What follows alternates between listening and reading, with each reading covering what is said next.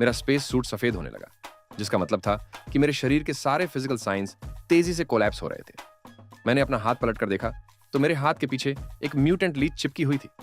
मैंने उसे झटके से खींचकर अलग कर दिया, लेकिन घाव पहले ही काला पड़ चुका था। मेरा चेहरा सूजने लगा और मेरी नजर धुंधली हो गई। मैंने स्क्रीन पर अपने पिता को पुकारा। वो बिल्कुल शांत रहे और बोले, अपना मेडकिट खोलो, तुम्हें एंटीटॉक्सिन सही सीक्वेंस में लेना होगा। सबसे पहले खुद को क्लियर लिक्विड वाला इंजेक्शन लगाओ अभी। मैं घबराते हुए फर्स्ट एड किट टटोलने लगा और आखिरकार पहली सिरिंज मिल गई। मैंने उसे सीधे अपने शरीर में इंजेक्ट कर लिया। दूसरा इंजेक्शन लेने के बाद मैं मौत के किनारे से वापस लौट आया। जब दोबारा होश आया तो मेरा सूट सामान्य हो चुका था। मेरे पिता ने राहत की सांस ली। अब से 1000 साल बाद पृथ्वी का तापमान इतना खतरनाक हो चुका था कि उसकी अचानक बदलती परिस्थितियां किसी भी जीव को मार सकती थीं।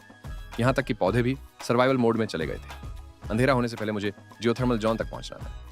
मेरे पिता ने मुझे 10 किलोमीटर दूर एक जगह की ओर निर्देशित किया।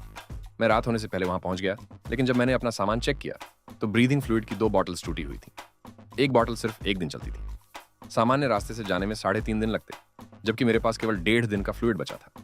एक ही रास्ता था, नीचे झरने में क्लिफ से छलांग लगाना। इससे सफर 2 दिन का रह जाता, लेकिन उस जंप में मरने की संभावना लगभग तय थी। मेरे पिता ने मिशन छोड़ने का आदेश दिया, लेकिन मैं यहाँ उन्हें बचाने आया था। मैंने गुस्से में कहा, क्या आपको लगता है कि मैं डरपोक हूँ? आप गलत हैं। मैं डरपोक नहीं हूँ, डरपोक तो आप हैं। इतना कहकर मैं मुड़ा और क्लिफ से छलांग लगा दी। अगले ही पल मेरे ऊपर एक विशाल ईगल दिखाई दिया, जिसने मुझे अपना शिकार समझ लिया था। मैं उससे बचने की कोशिश में तेजी से नीचे गोता लगाने लगा और सीधे वाटरफॉल में जा गिरा, लेकिन मैंने उसकी ताकत को कम आंका था। जब होश आया तो मैं उसके नेस्ट में था।